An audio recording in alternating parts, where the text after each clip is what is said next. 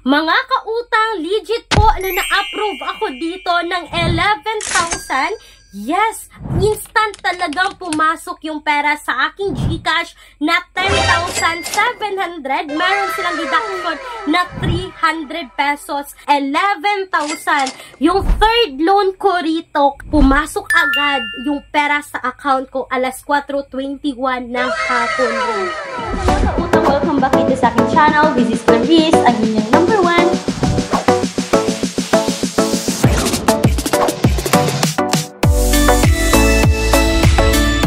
Yan yung pag-uusapan natin sa video na to, kung magkano nga ba yung interest rate at kailan siya babayaran. Dahil mga kautang, ito po ay naka-SEC registered submitting and accessing entities po sa CIC. So, ibig sabihin, no, na makikita at makukuha nila or mapapasa nila yung ating credit history sa CIC, which is makikita din ng ibang nagpapautang na accessing and submitting entities rin po sa CIC.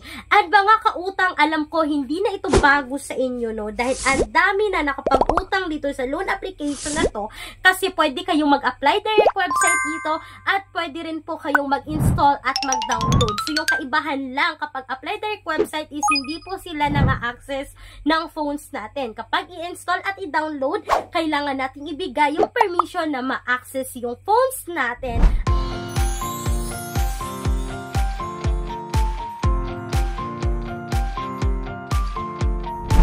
Eto na nga mga kautang, no, ang laking pasabog dito ngayon kay Digido Finance Corporation na naka-revoke na po sa Securities and Exchange Commission.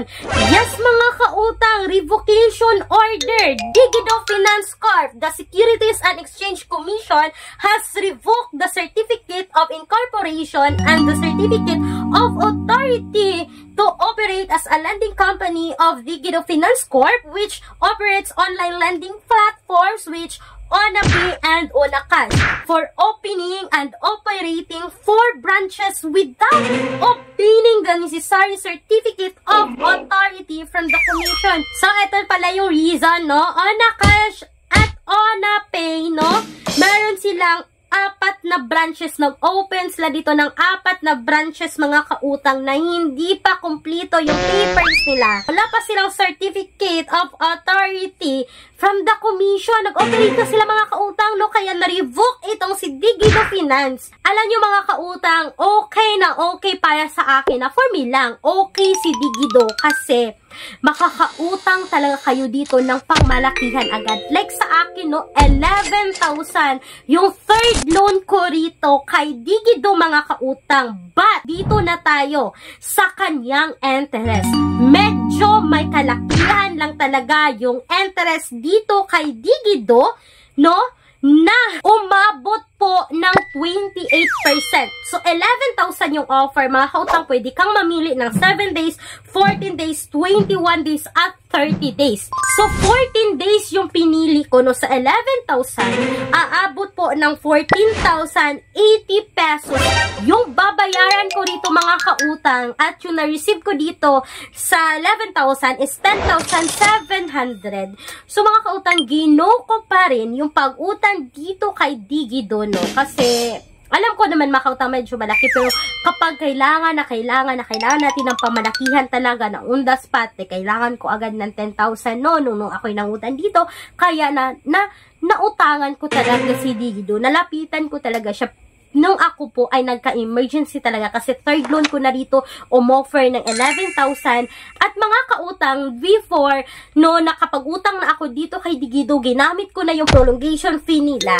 And sana po ay hindi ko pa siya magamit ngayon. Sana po ay makabayad pa rin ako dito, no, na hindi magamit yung prolongation nila. Kasi although ma-extend yung another 14 days yung utang mo dito, pero yung ipang bayad mo na prolongation fee is para lang yun siyang interest sa loob ng 14 days na pag-extend dito, dahil hindi po mababawas yung prolongation fee na ibinayad mo dito, no, pag-extend lang po yun sa loob ng 14 days.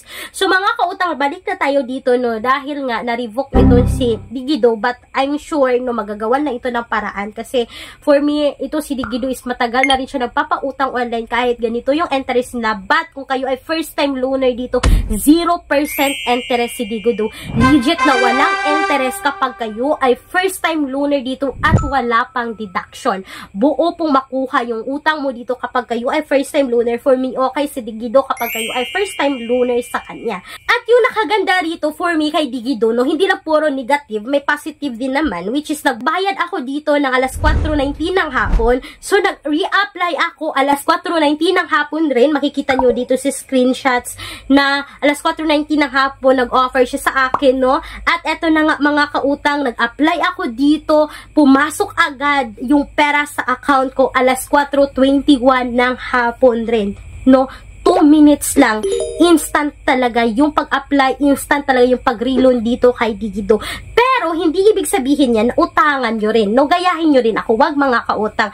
Please do a research pa rin about kay Digido. Kung kaya nyo nga bang bayaran, please think pa rin, paulit-ulit na pag-isipang mabuti kung kaya bang bayaran yung 28% sa loob ng 14 days. Pag hindi mga kautang, wag. Kasi may mga alternatives pa tayo na makikita sa description box or sa pen comment section ng video na to na apply direct website at medyo mababa na din ang interest at may mga 0% interest rin sa unang hiram kagaya dito sa nabanggit ko si Digido na 0% interest sa unang hiram. But ngayon mga kautang, naka-revoke pa yung Digido Finance which is under po ng Onakash, Onapi at under rin dito kay Digido, no. Sana po ay maagapan kasi alam ko na si Digido ang dami na natulungan dito kapag lalong-lalo na sa mga first time user dito na 0% interest kahit 7 days at least 0 interest kung compared natin sa other utangan online. And speaking mga kautang, sa palagi kong binabanggit dito sa loob ng video na bank personal loan, yes, legit po ito na bangko, no, legit na bank personal loan na nag-o-offer ng minimum of 20,000, maximum of 2 million pesos. And please take note that all applications submitted is subject for bank approval. So for more details dito, kindly email me right away, clarissa@gmail.com, or you can now Viber, may mga kautang na makikita rin niya yung Viber number sa screen. Sana po ay nakatulong itong quick and honest review about kay Digido na instant talaga mga kautang, but naka-revoke lang siya ngayon. Once again, this is Clarice, ang inyong number 1 pala utang, dahil utang is life. Bye bye bye mga kautang!